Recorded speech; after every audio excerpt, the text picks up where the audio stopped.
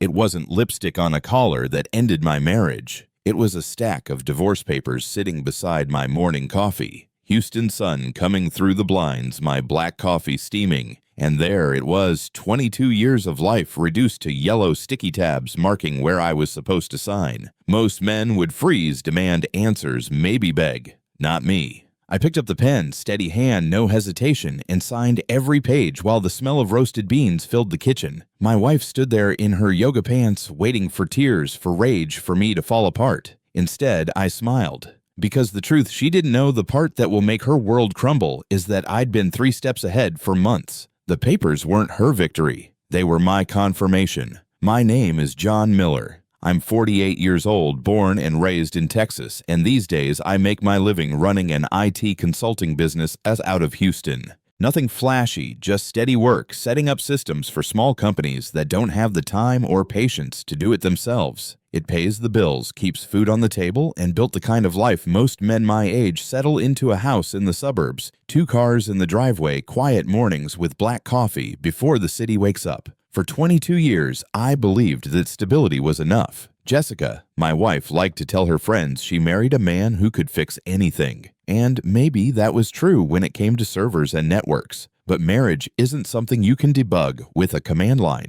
What I didn't know was that while I was building a life of order, Jessica was busy writing her own exit strategy. She walked in from the hallway just as I set my coffee down, still in her yoga outfit, leggings, tank top, hair tied back like she'd just come from class. Jessica had been going 3 times a week for the past year, though I couldn't remember her ever looking sore or even breaking a sweat. She didn't sit down, didn't even look me in the eye. She just stood there with her water bottle, twisting the cap open and shut, like it was the most important thing in the world. Then she said it flat as a weather report. I want to divorce John. No build-up, no explanation, no hint of hesitation. Just words she must have practiced a dozen times, maybe even rehearsed in front of her mirror. Most men would have dropped the pen or demanded an answer right there. But I didn't. I simply looked at her measured calm and thought to myself, so this is the script she chose. I reached for the pen she had placed so neatly beside the papers, the same way she arranged silverware on the table. Everything precise, everything under control. My hand didn't shake. No hesitation, no dramatic pause for effect.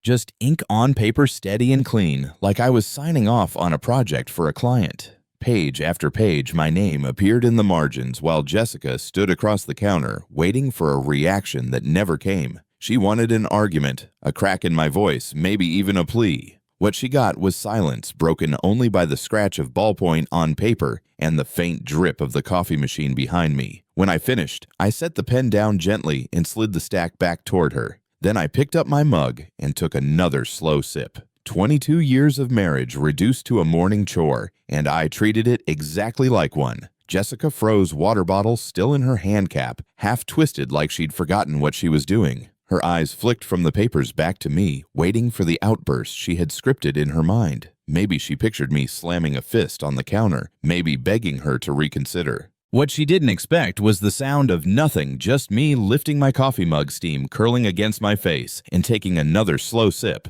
I kept my gaze on the dark liquid, not on her. The silence stretched so long I could almost hear her heartbeat across the kitchen. Finally, she tried to fill the space with a nervous laugh, but it died in her throat. I set the mug down carefully, looked at her just long enough to make the message clear. This wasn't her stage, and I wasn't playing my part. If she thought handing me those papers would break me, she was badly mistaken. I stared at the stack in front of me, legal paper crisp and bright, with little yellow sticky notes pointing out where my signature was required. 22 years of life together boiled down to a color-coded checklist. Mortgage payments, vacations, family holidays, fights, reconciliations, all reduced to a few rectangles of neon paper telling me where to sign. The absurdity of it made me want to laugh, but I kept my face steady. Jessica had spent weeks, maybe months, orchestrating this neat little package with some downtown lawyer who billed by the minute. She thought this was closure. To me, it looked more like a receipt proof that what I had invested she was cashing out of.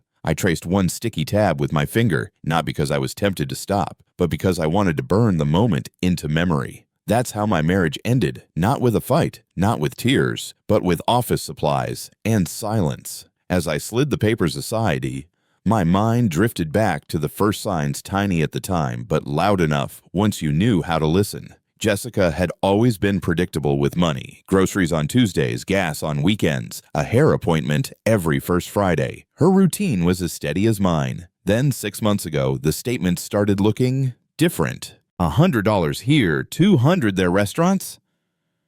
I'd never heard of charges at boutique shops she never mentioned. Then came the hotels. Not out-of-town trips, not even across the state, just rooms booked 20 minutes from our own house in Houston. Who rents a hotel room when their bed is perfectly good at home? That was the moment my stomach tightened, though I didn't say a word. I work in IT. Patterns are my business. And the pattern forming in front of me didn't belong to a loyal wife. It belonged to someone rehearsing their exit. For years, Jessica wore the same perfume, a light floral scent she always picked up at Nordstrom. It was subtle, familiar, the kind of fragrance that clung softly to her clothes when she hugged me goodnight. Then one evening, she came home from book club, and the air around her was different. Heavier, exotic. The kind of scent that doesn't just linger, it announces itself before you walk into a room. I didn't say anything that night, just noted it the way I'd note a strange entry in a log file. But once you notice, you can't unnotice. Week after week, the same new fragrance followed her through the door, clashing with the memory of who she used to be. That wasn't Nordstrom. That wasn't Jessica. That was someone else's choice, someone else's world pressing into mine.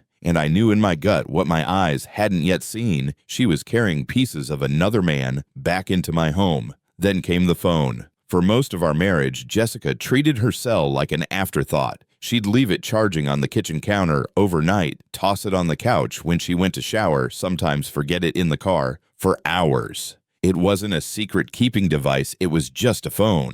But about 6 months ago, it became something else entirely. Suddenly, it was always in her hand screen, turned face down, when she set it on the counter. She started carrying it into the bathroom every single time, like shampoo and soap weren't enough company. Notifications would buzz at odd hours, and she'd glance at them with that half-smile people wear when they're in on a joke you'll never hear. I didn't need to guess what was on that screen. Phones don't change habits unless the owner does. And the Jessica I married wouldn't have hidden her life from me, not unless she'd already given it to someone else. The final confirmation didn't come from perfume or phone habits. It came from technology, the one thing that never lies. Last month, Jessica complained that her SUV's navigation system was glitching. I offered to update it, something I'd done dozens of times for clients. While clearing the memory, I scrolled through the recent destinations. That list told me more than any confession ever could. A luxury apartment complex downtown, a wine bar in the business district, a hotel I knew charged by the hour, not the night. None of these places had anything to do with yoga or book club.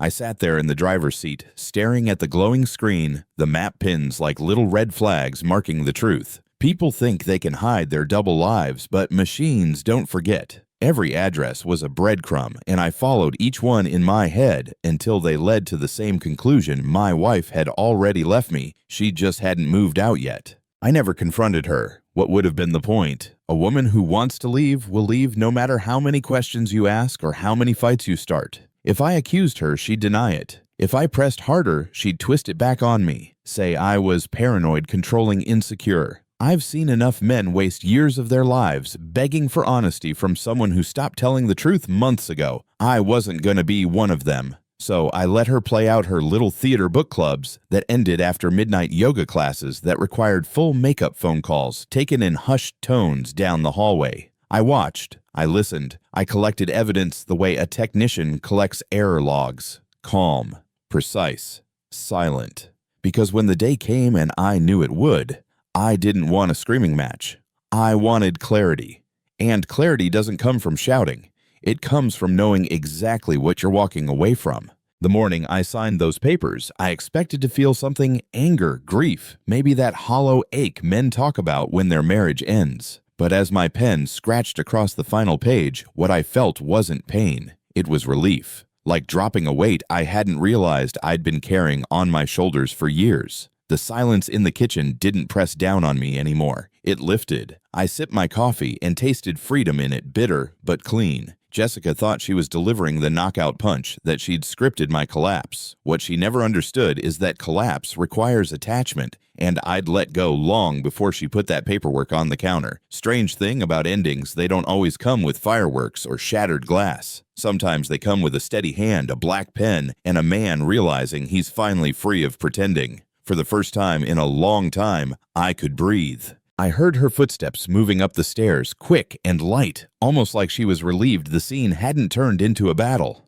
A few minutes later, her voice carried down through the ceiling, bright animated, the kind of tone I hadn't heard from her in months. She was on the phone with her lawyer. I couldn't make out every word, but the rhythm was unmistakable excitement. She sounded like someone closing a deal, not someone ending a marriage. While she paced overhead, I stayed at the kitchen counter, coffee warm in my hands, papers neatly stacked between us like a final scoreboard. It struck me as almost funny, her celebrating what she thought was a victory, while I sat there feeling lighter than I had in years. She believed she had taken control. She had no idea I'd already run this playbook in my head 100 times, and the outcome was always the same. She lost me long before I lost her. While Jessica's voice echoed faintly from upstairs, I flipped open my laptop on the kitchen counter. The screen lit up with spreadsheets, emails, and system reports, real problems, real clients depending on me to keep their businesses running. Divorce or not, the market didn't care. Servers still crashed. Networks still needed patching.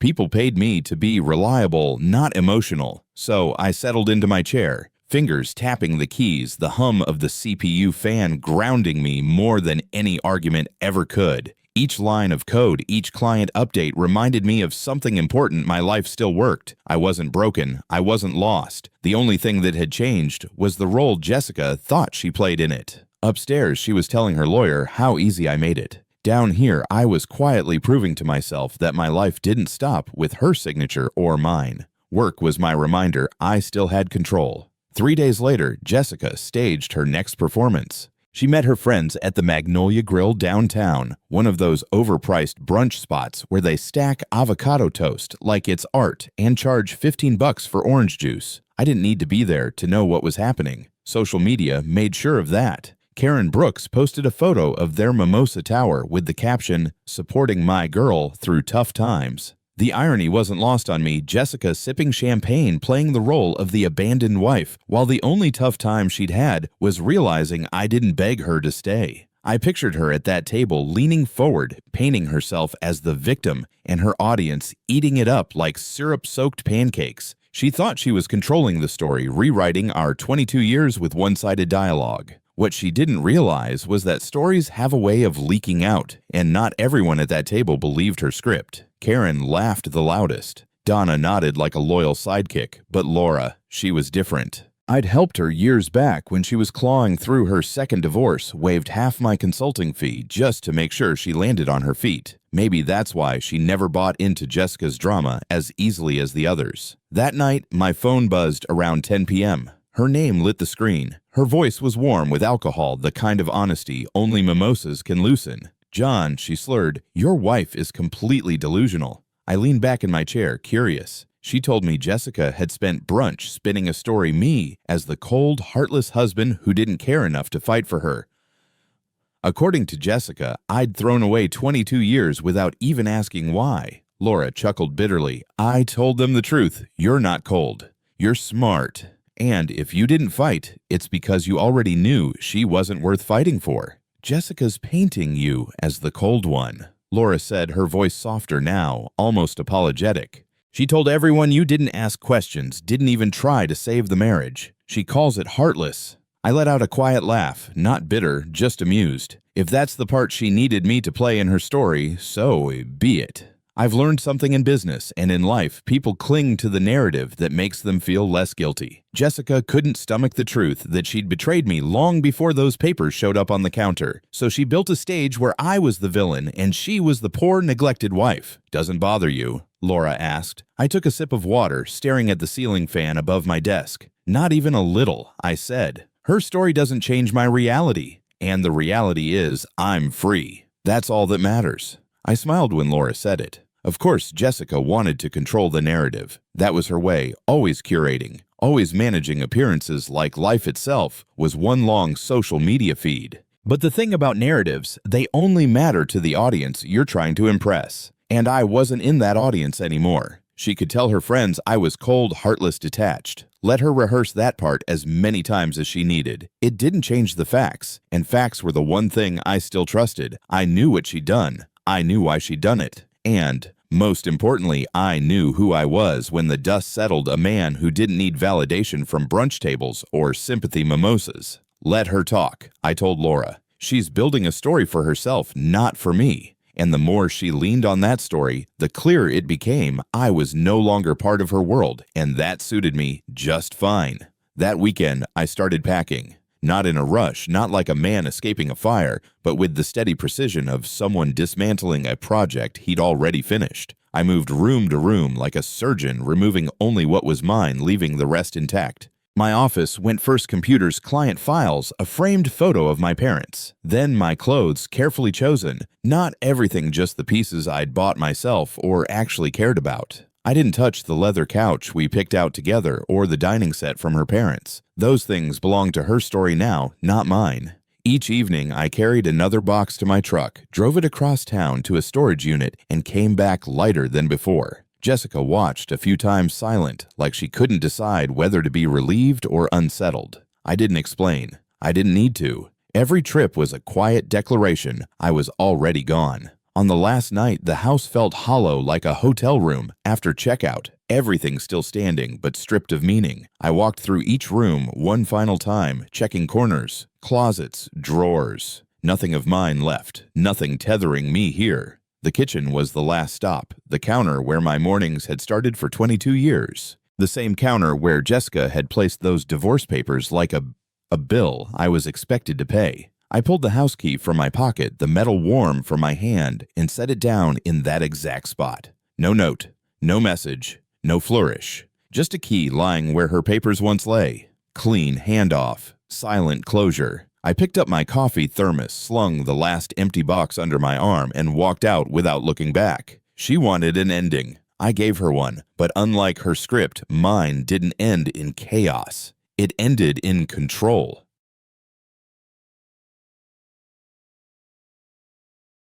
The next evening, I unlocked the door to my new apartment in Austin. Top floor, corner unit windows stretching from floor to ceiling, with a clear view of the lake glinting in the late sunlight. The place smelled like fresh paint, an empty space, that clean, untouched silence you only get before life fills a room. I dropped the last box on the hardwood floor and just stood there for a while, letting it sink in. No wedding photos on the walls, no half-finished craft projects cluttering the table, no echoes of arguments hanging in the air. Just mine. The rent was reasonable, the building secure, but more than that, it was distance. 15 miles on a map, a world away in reality. From this vantage point, Houston felt small and Jessica felt smaller. I pulled up the blinds, watched the city lights blink awake, and realized I wasn't starting over. I was starting fresh. There's a difference. I furnished the place the way a man furnishes when he isn't trying to impress anyone. A solid couch that actually felt comfortable, not the designer leather Jessica insisted on.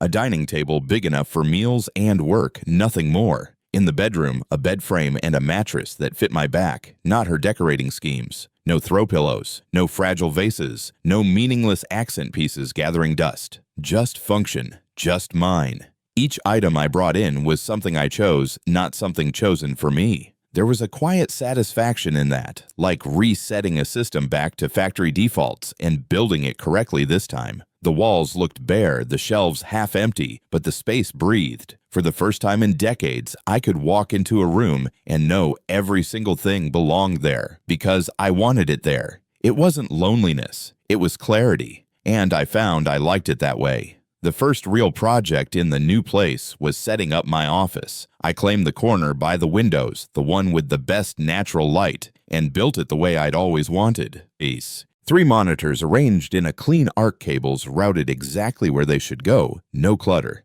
My ergonomic chair finally had space to move, not wedged against dining chairs or fabric samples Jessica left lying around. A filing system that made sense to me, not to someone trying to color coordinate binders for appearances. It wasn't just an office, it was proof. Proof that when left alone I could build something efficient, sharp, and mine. No interruptions, no sighs about how my computer stuff was in the way. No requests to relocate so the dining table could host another craft project. Just me, my machines, and silence. It was the kind of silence you don't dread. It was the kind you earn. Silence in my old house had been heavy like walking on eggshells. Every creak of the floorboards felt like a warning. Every quiet dinner carried the weight of words unsaid. In this apartment, silence meant something else entirely. It wasn't tension, it was peace. I could hear the hum of my computer fans, the faint whoosh of cars passing on the street, below the soft tick of my own watch. No sighs from across the room, no passive-aggressive questions about how long I planned to work tonight. Just space to breathe.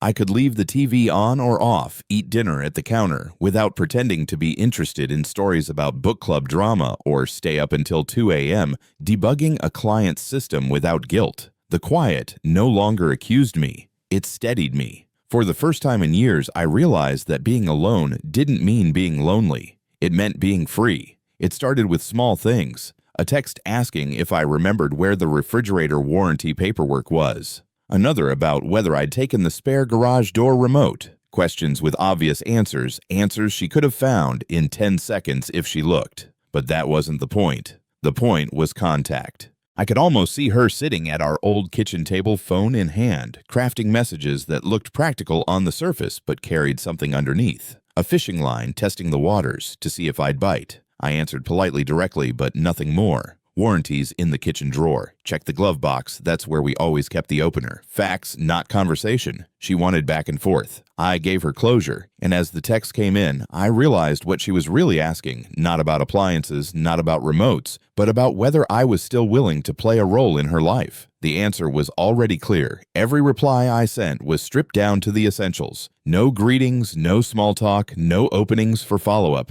just answers. When she asked about the refrigerator, I wrote kitchen drawer next to the manuals. When she wondered about the garage remote, check your glove compartment. That was it. No, how are you? No, hope you're doing okay. Just facts. If she was expecting warmth or nostalgia, she got none. My words landed like closed doors, firm, polite, final. I could imagine her reading them, waiting for something more, some hint of the man who used to fill in the silence. But that man had already walked away. I wasn't being cruel. I was being clear. The more she tried to reel me back with mundane excuses, the more I showed her that I'd cut the line. Conversations die when you stop feeding them, and I had no interest in resuscitating a marriage already pronounced dead. A few days later, another message popped up on my phone. "John, do you remember where we kept the lawnmower manual?" I almost laughed. Jessica had been the one who organized the garage, setting up a pegboard with labeled hooks in plastic sleeves for every tool and appliance guide. She knew exactly where that manual was hanging in plain sight,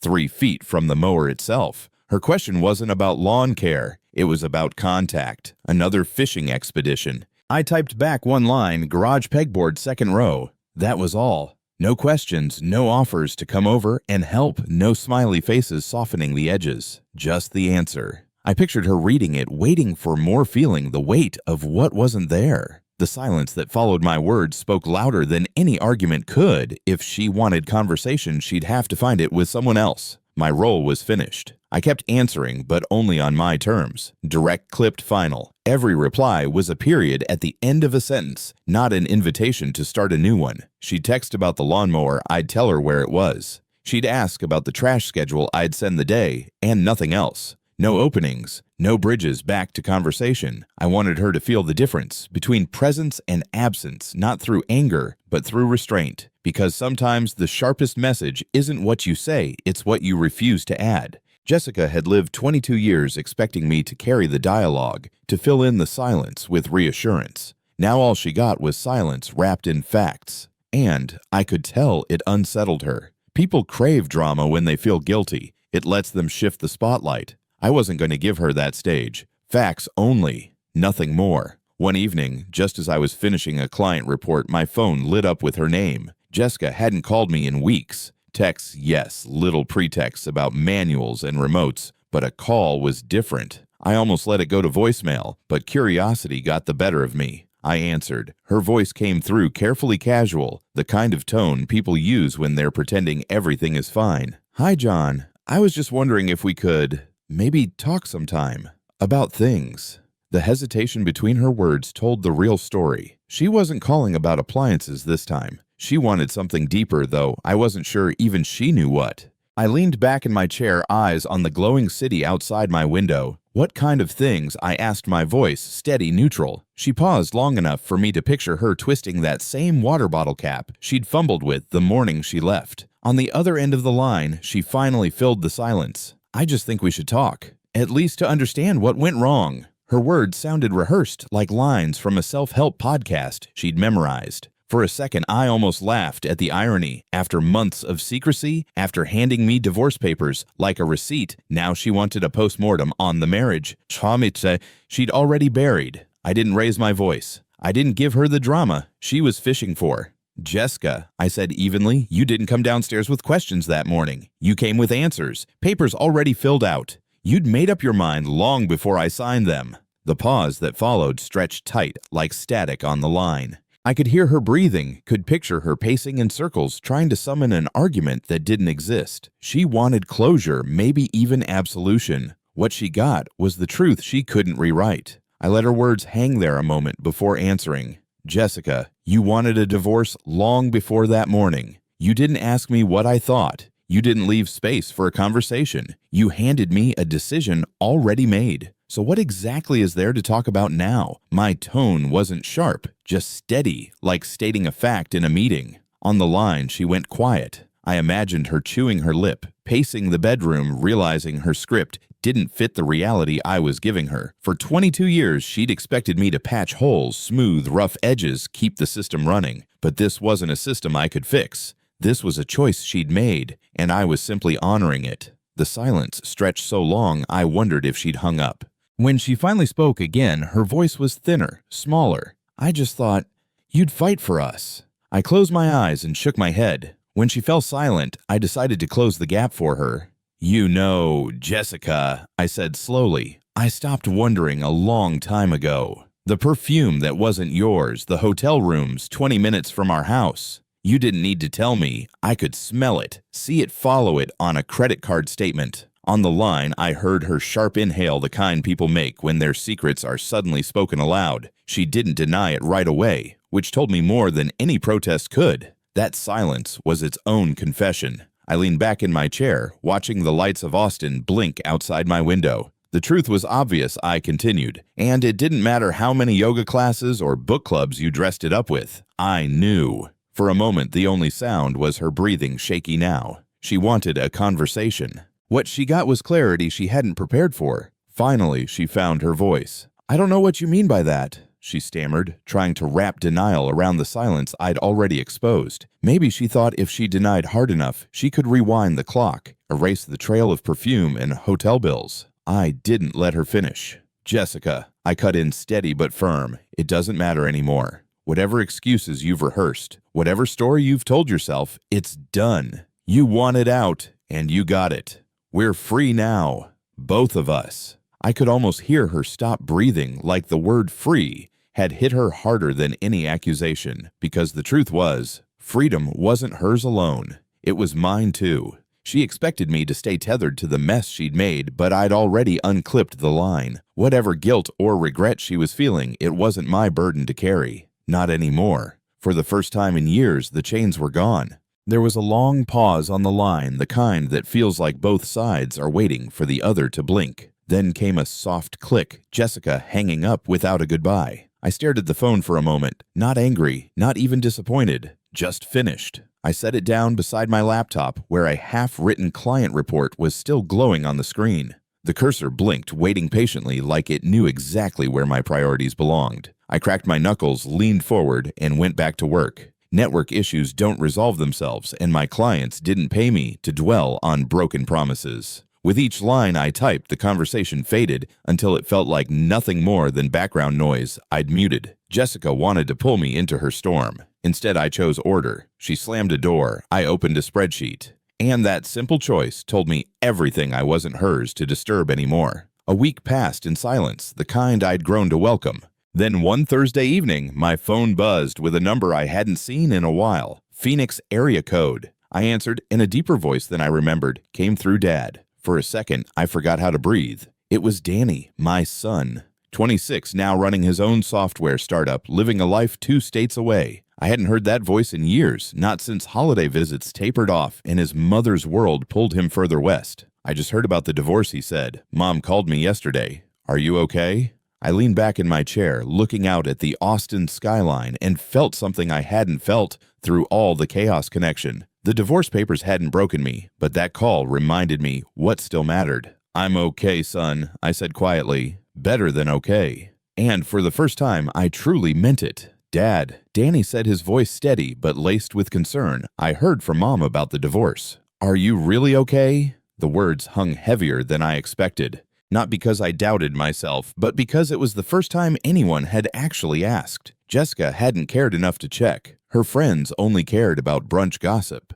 But here was my son half a country away, cutting straight to the point. I let out a slow breath, looking around my apartment, the clean lines of my desk, the city lights flickering against the windows, the silence that felt earned, not forced. I am son, I said, my voice calm.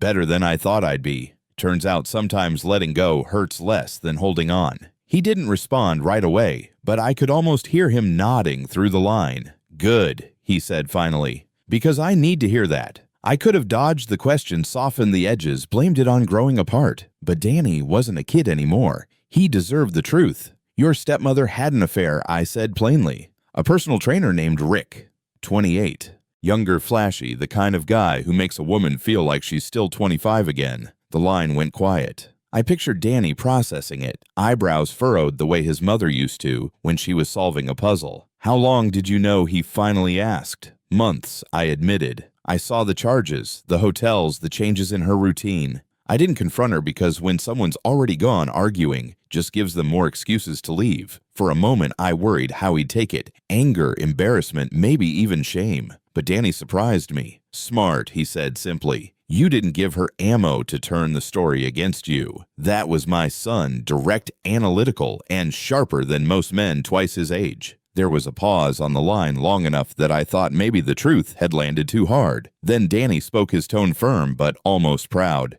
Dad, you handled this smart. No yelling, no begging, no drama. Just clean. That's rare. I felt my chest loosen like someone had just confirmed what I already knew but hadn't said aloud. Most men I'd seen crumble in situations like this, dragging it through the mud, trying to win a battle that was already lost. But Danny got it. He saw the value in walking away with dignity intact. I've learned something from you, he added. Sometimes the strongest move is silence. I smiled at that. The kid I once taught how to ride a bike was now running his own company, yet here he was reminding me that restraint is its own kind of strength. In that moment, I realized I hadn't just survived, I'd modeled survival. After a stretch of silence, Danny cleared his throat. Dad, I've been grinding nonstop in Phoenix work heat. Same routine every day. I could use a change of scenery. What would you think if I came out to Austin for a couple weeks? The question barely hung in the air before I answered. I'd like that.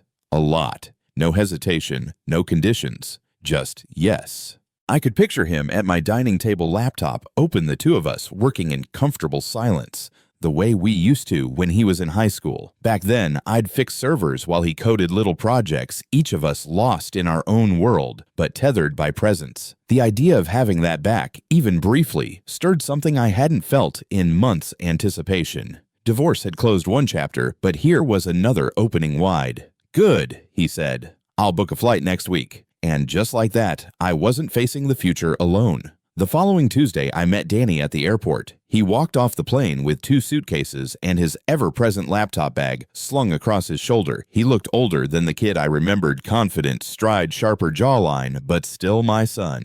On the drive back to Austin, he talked about his company, a nurse he was seeing, investments he was proud of. I mostly listened, soaking it in. When we finally stepped into my apartment, he set his laptop on the dining table like it was the most natural thing in the world. Within minutes, the place felt different. The silence that had been my shield turned into something else. Shared space, shared energy. His fingers tapped the keyboard while I answered client calls, and suddenly the apartment wasn't just mine. It was ours, at least for now. Divorce had stripped the house of life. Danny, without even trying, had brought it back. For the first time, the place felt alive.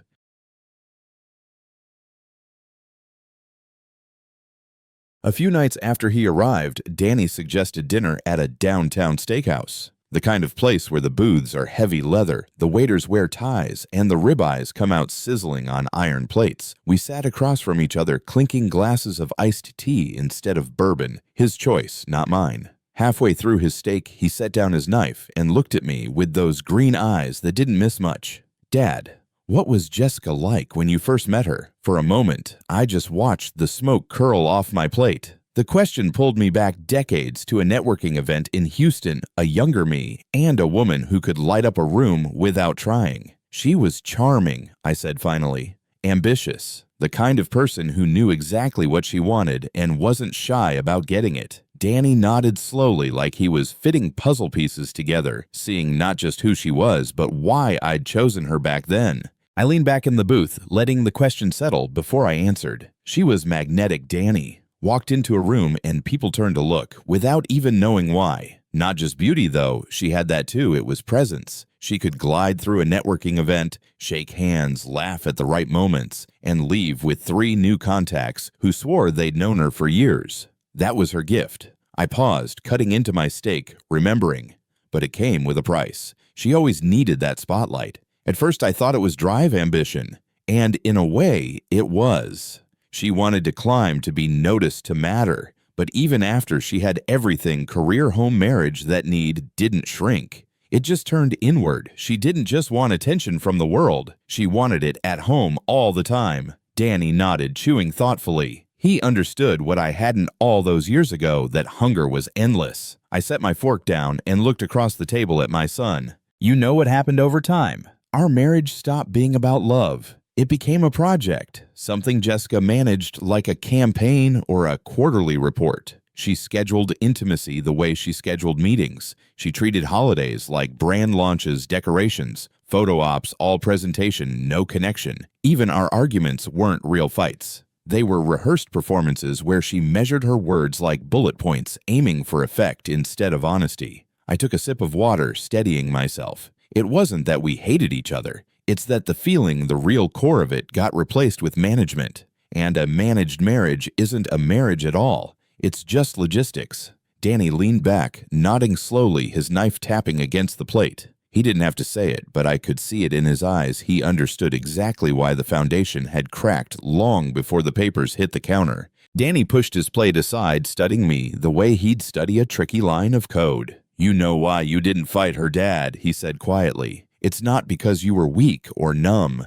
It's because she wasn't worth the fight." His words landed like a verdict, clean, precise, impossible to refute. I felt a slow exhale leave my chest, not in pain, but in recognition. He was right. I'd seen too many men burn themselves to ash trying to win back someone already halfway out the door. Jessica had made her choice long before the papers touched the counter. I wasn't surrendering. I was choosing not to waste ammo on a lost cause. I looked at Danny, proud of the clarity in his voice. He hadn't just grown into a man. He'd grown into someone who could read truth without flinching. For the first time in weeks, I felt not just understood, but vindicated. I sat back in the booth, Danny's words echoing in my head. Not worth the fight. He was right. Some relationships are worth bleeding for, worth the sleepless nights and the hard conversations. My first marriage had been like that. We tried counseling, tried compromise, fought to the very end before finally admitting it wasn't working. But with Jessica, the fight had drained out long before I picked up that pen.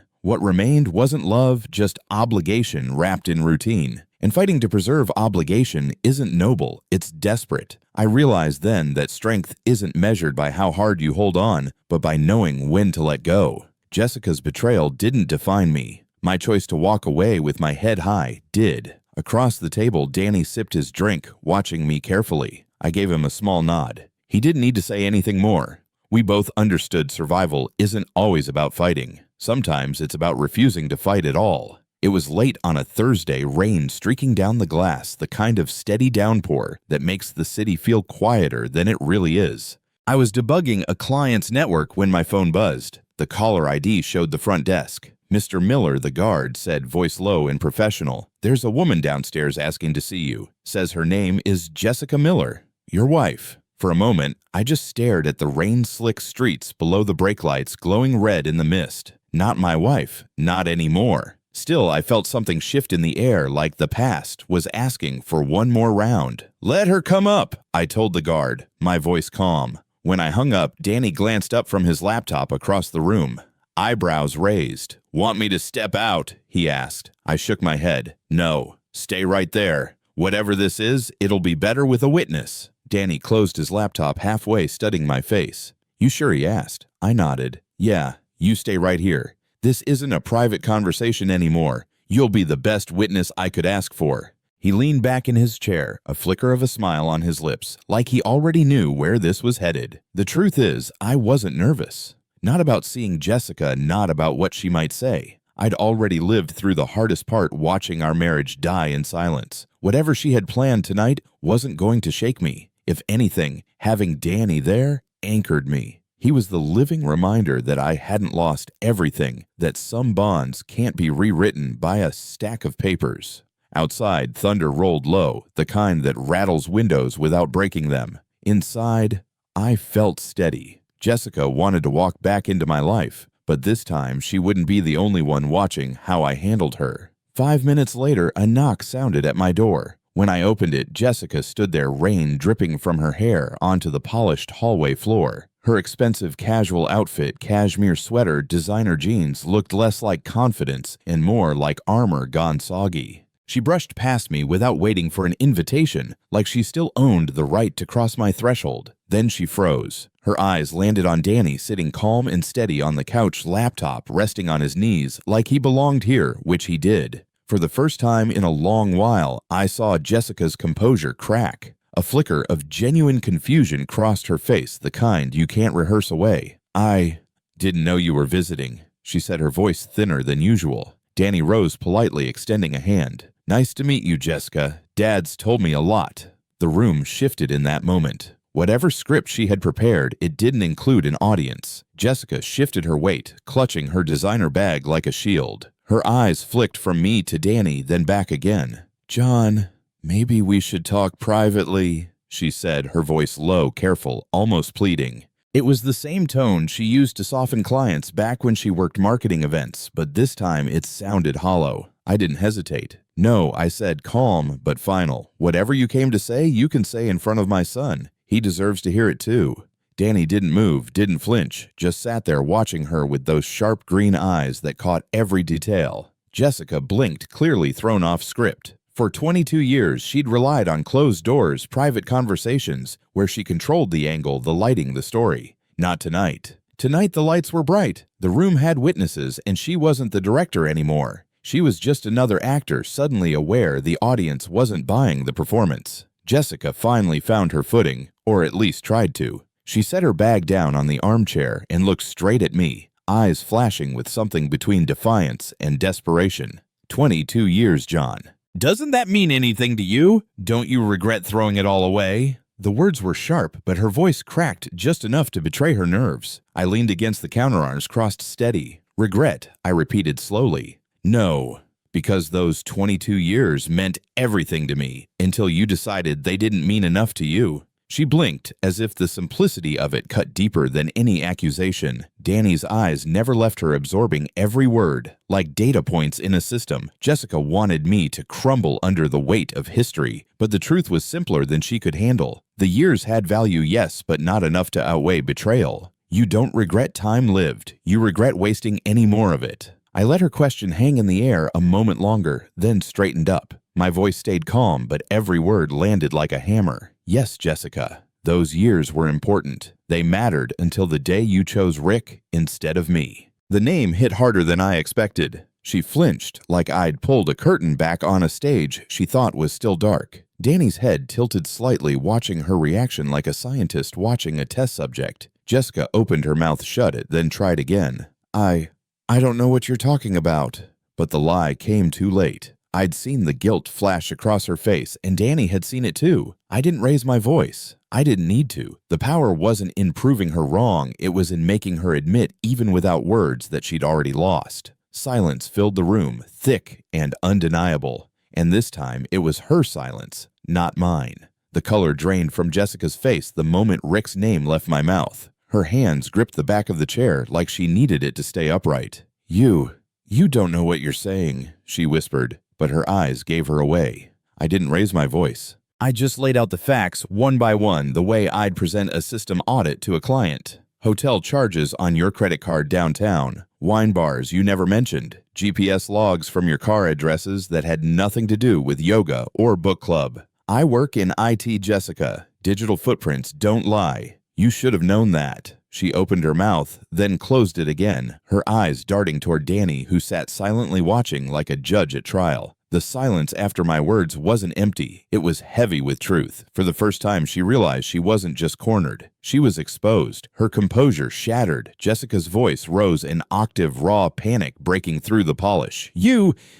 knew all this time. You knew everything. She gripped the edge of the chair like it might save her from drowning. I stayed where I was, leaning against the counter, steady as stone. I knew, Jessica, I said quietly. I knew for months. And I let you go. You thought you were pulling the strings, but all I did was step aside and watch you walk yourself out. Her eyes widened, confusion mixing with fear. She'd expected anger, a fight, maybe a plea. Instead, she was facing something worse, indifference. Danny's gaze flicked between us, calm but sharp, absorbing every word. Jessica's chest rose and fell too fast, her mask cracking under the weight of truth. She came here thinking she could still control the story, but the story was already over, and I was the one holding the last line. Her shoulders collapsed as if the weight of her choices had finally crushed her. Tears streaked through the mascara she'd painted on like armor. "Rick's gone," she sobbed. "He never cared. He used me. I made a mistake, John. Please. Can we start over? We can fix this." She reached a trembling hand toward me, the same hand that had once slipped a ring onto my finger 22 years ago. But all I felt was distance, an unbridgeable gap between who she was then and what she'd become now. Danny sat silently on the couch, his jaw tight, watching every move like a man cataloging evidence. I didn't move toward her. I didn't soften. I just looked at the woman who'd once been my wife and saw nothing but the aftermath of her own choices. She was begging for a lifeline, but I wasn't drowning anymore. I had no reason to reach back into the storm she'd chosen. I met her eyes, steady, unflinching. She was crumbling in front of me, but I felt no urge to catch her. No, Jessica. I said, my voice low but sharp enough to cut through her sobs. Loving someone who doesn't want to stay isn't love. It's desperation. And I won't live desperate. Her hand froze halfway between us, the plea dying in her throat. For the first time, she seemed to realize there was no crack in the wall, no weak spot she could push through. Behind me, Danny shifted his silence, an anchor, his presence a verdict. Jessica swallowed hard tears dripping onto the floor and whispered, "So that's it." I nodded once. That's it. 22 years collapsed into a single truth. I wasn't the man who begged anymore. I was the man who walked away. And in that moment, the power she thought she held slipped from her fingers for good. For the first time that night, Jessica didn't argue. She didn't reach for another excuse or try to twist the truth into something softer. She just sat there, shoulders slumped, tears carving lines through her makeup. The silence between us was no longer a weapon, it was a verdict. She looked at me, really looked as if searching for even the faintest sign of weakness, some hint that I might still leave the door cracked open. But there was nothing left to find. Every window, every exit, every chance had already closed. Danny's eyes met mine from the couch, calm and steady, confirming what we both knew, this chapter was over. Finally, Jessica exhaled a shaky sound more like surrender than grief. She didn't need me to say another word. The truth was written all over my face. For 22 years, she had managed the script. Tonight, she realized the stage lights were off and the play was finished. Jessica rose slowly as if her body weighed twice what it should. She picked up her bag, but didn't bother adjusting her hair or dabbing at the mascara streaking down her cheeks. For once, there was no performance left in her, no carefully chosen words, no rehearsed lines, no script she could hide behind. She moved to the door like someone walking off stage after the curtain had already fallen. I didn't follow. I didn't reach for her arm or ask where she was going. I just watched as she pulled the door open, the hall light casting her in a pale glow, and then step by step, she was gone. The sound of her heels faded into the elevator, swallowed by silence. This time, there was no plan for her to control, no narrative to spin.